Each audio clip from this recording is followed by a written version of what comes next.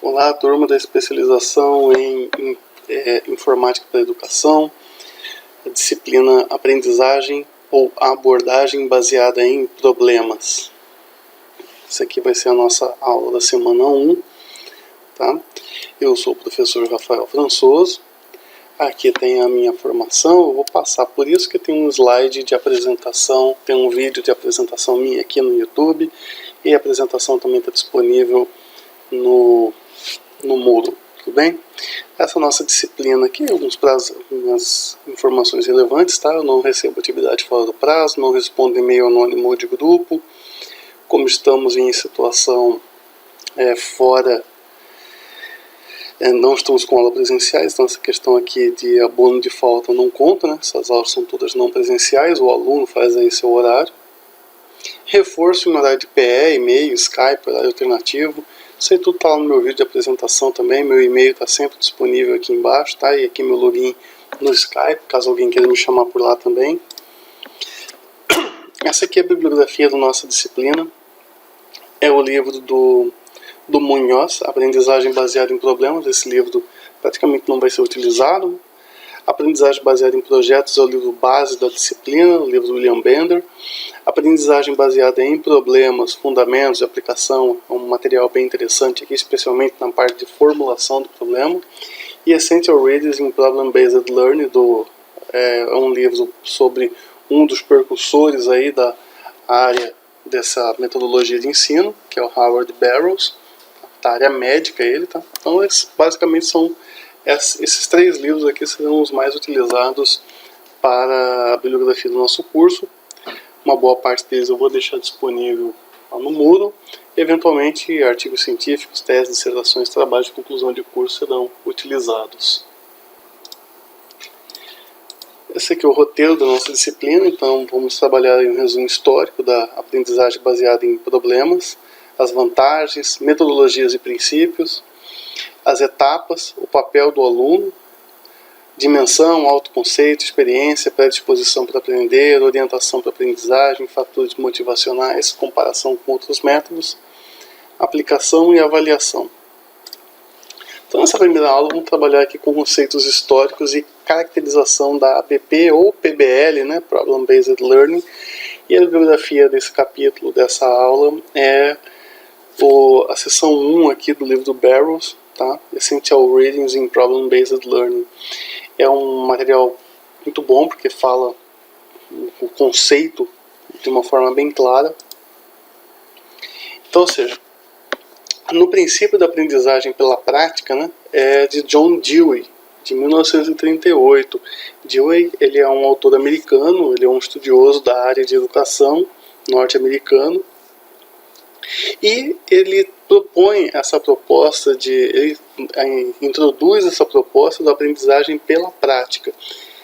E nesse contexto, a PBL pode ser definida como uma experiência de ensino-aprendizagem que proporciona estudantes problemas antes de receber qualquer instrução. Ou seja, o aluno primeiro ele recebe o problema e depois ele vai receber uma instrução, vai buscar o conhecimento para resolver aquele problema. A aprendizagem baseada em problemas ela é fortemente centrada no processo de aprendizagem do estudante por meio de situações problemáticas não definidas.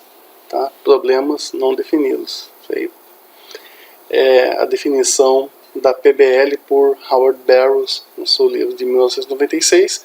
Aqui Drake Long, 2009, mas é uma citação do Dewey. Como é que funciona? A aprendizagem tradicional, primeiro, é informado ao estudante aquilo que ele precisa saber. Define-se que ele tem que memorizar isso e depois dá alguns problemas, aplica-se alguns problemas para ilustrar como vai utilizar aquele conhecimento. Na aprendizagem baseada em problemas é inverso. Primeiro você atribui um problema, identifica o que é necessário saber, você aprende pela aplicação e pela resolução daquele problema. Tá? Ou seja, você atribui um problema, é feita uma pesquisa para entender o que é necessário para resolver aquele problema, e então ele é resolvido. Ao invés de você simplesmente passar um conhecimento e depois um exemplo no que aquele conhecimento se aplica. Então os princípios aqui da abordagem baseada em problemas é que é uma aprendizagem autodirecionada, aprendizagem contextual, aprendizagem colaborativa, construtiva. Então aqui você tem diferentes formas aqui do ensino. Você tem alguns métodos de análise, trabalha-se muito atividade em grupos, tá? Você tem sete etapas aqui, né, para poder fazer essa abordagem também, desde explorar o contexto e a situação problemática, até a avaliação do processo de aprendizagem. Então, a exploração do problema e do contexto, formula o problema, analisa o problema, você reestrutura e mapeia aquele problema, formula as metas de aprendizagem. Então você faz uma pesquisa individual e por fim vai lá naquela avaliação. São as etapas aí da PBL. A gente vai ver mais pra frente aí etapas para esse processo de formulação do problema também, tá? Então aqui uma situação problemática de exemplo, né? A dona Dalva, moradora de um bairro na zona oeste do Rio de Janeiro, ouviu relatos sobre o efeito corrosivo da Coca-Cola e conversou aí com seu sobrinho, que expôs essa conversa para o seu professor de Química. Então, a partir dessa questão aí do efeito corrosivo da Coca-Cola, provavelmente algo depreciativo para o produto, né? O Ministério da Saúde, o professor levantou as seguintes questões. Se ele é corrosivo, como que o Ministério da Saúde permite a comercialização desse refrigerante? Outros não apresentam ácido também em sua composição.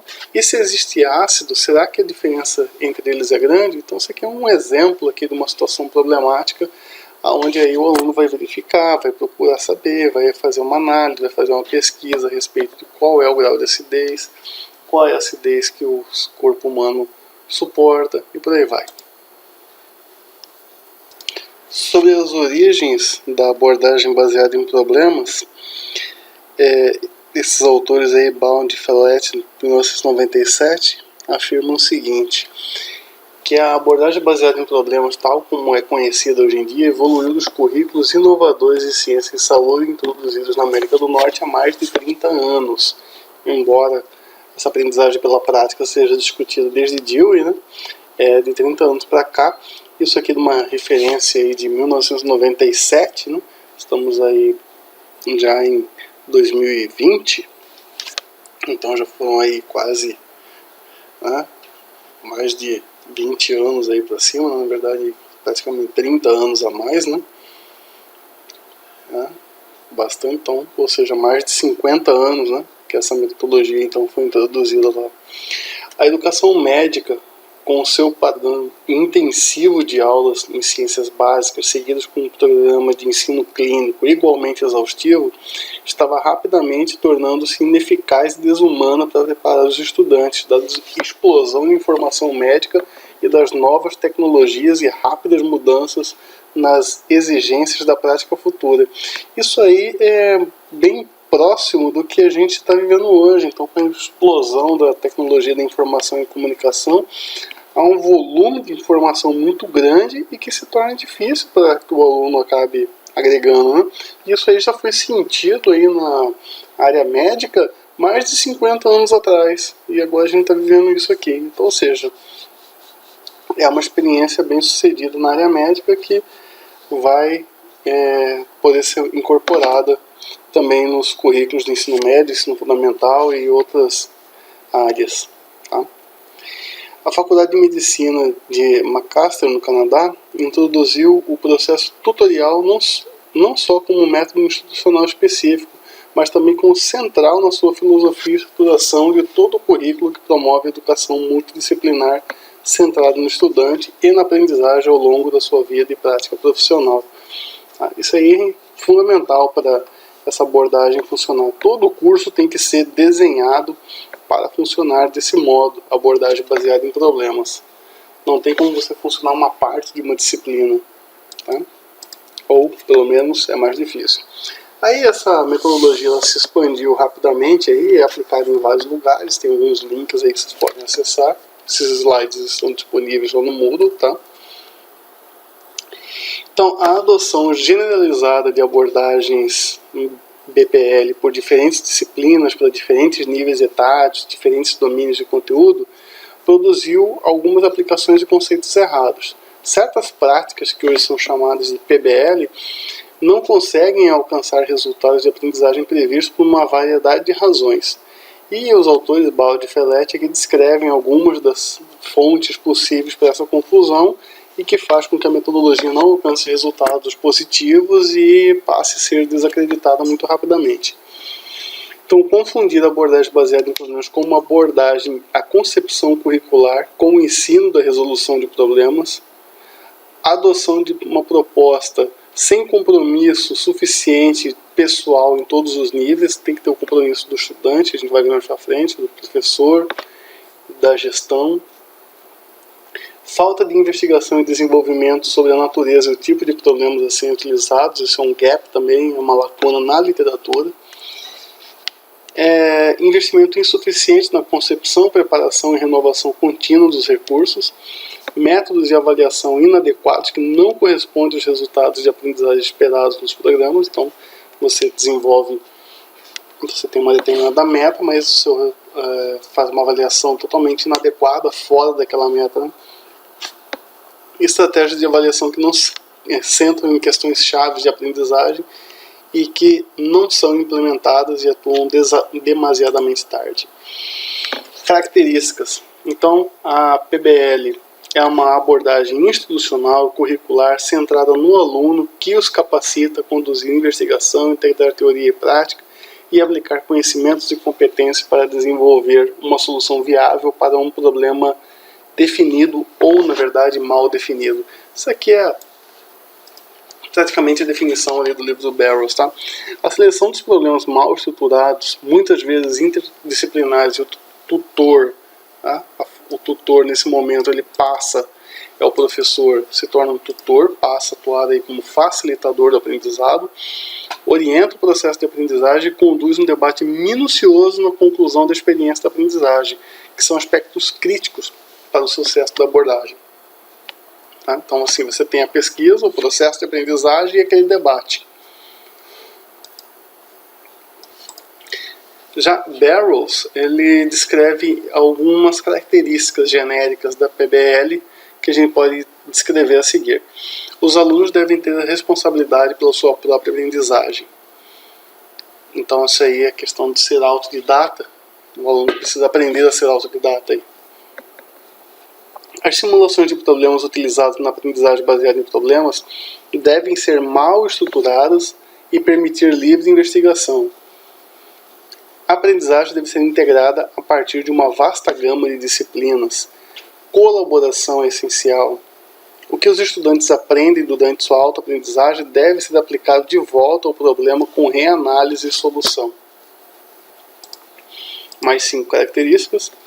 Uma análise final do que foi aprendido do trabalho com o problema e uma discussão dos conceitos e princípios é essencial. A autoavaliação e a avaliação pelos pares deve ser realizada na conclusão de cada problema e ao final de cada unidade curricular. As atividades realizadas na aprendizagem baseada em problemas devem ser aquelas que são valorizadas no mundo real, a questão do contexto. Esse é o conteúdo da nossa próxima aula. Os exames dos alunos devem medir o progresso dos alunos em direção aos objetivos da aprendizagem, e a aprendizagem baseada em problemas deve ser a base pedagógica do currículo e não simplesmente fazer parte de um currículo didático. Então são algumas características aí necessárias para o sucesso da abordagem baseada em problemas. A descrição das características que identificam que essa abordagem claramente o papel do tutor como facilitador, responsabilidade dos estudantes de serem autodirigidos, autorregulados na sua aprendizagem e elementos essenciais na concepção de problemas instrucional mal estruturados como força motriz para a investigação. Então, ou seja, que nessa abordagem baseada em problemas, você tem o professor, ele não é o mero transmissor da informação, ele é o facilitador do processo de ensino-aprendizagem e os estudantes precisam comprar a ideia a ponto de querer buscar esse conteúdo. Então, o desafio para muitos instrutores quando adotam uma abordagem baseada em problemas é fazer essa transição de professor justamente como professor, como fornecedor do conhecimento, para um tutor como gestor e facilitador da aprendizagem.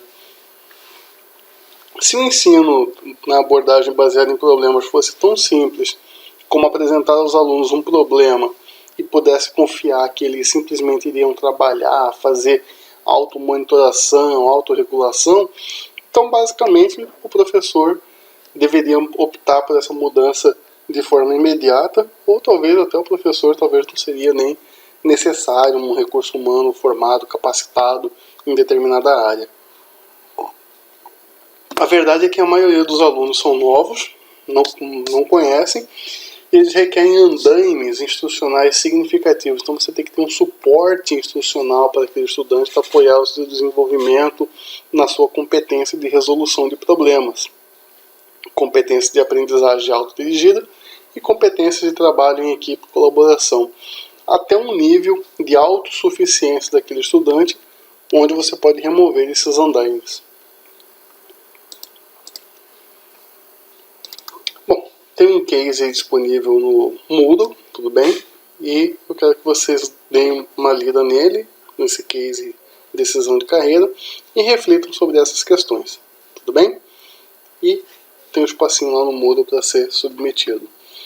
Na próxima aula vamos trabalhar esses conceitos, a diferença entre Problem-Based Learning, Case-Based, Project-Based Learning, Problem-Based Learning, Query-Based Learning, desafios ainda à frente, reflexões sobre como trazer para a prática e utilizar aí a abordagem baseada em problemas com o System Thinking, métodos de estruturação de problemas. Tudo bem, pessoal? Então, até a próxima aula. Qualquer dúvida pode colocar aí nos comentários do YouTube, lá no Moodle ou no nosso grupo do WhatsApp. Um abraço a todos e a todas e até a próxima aula.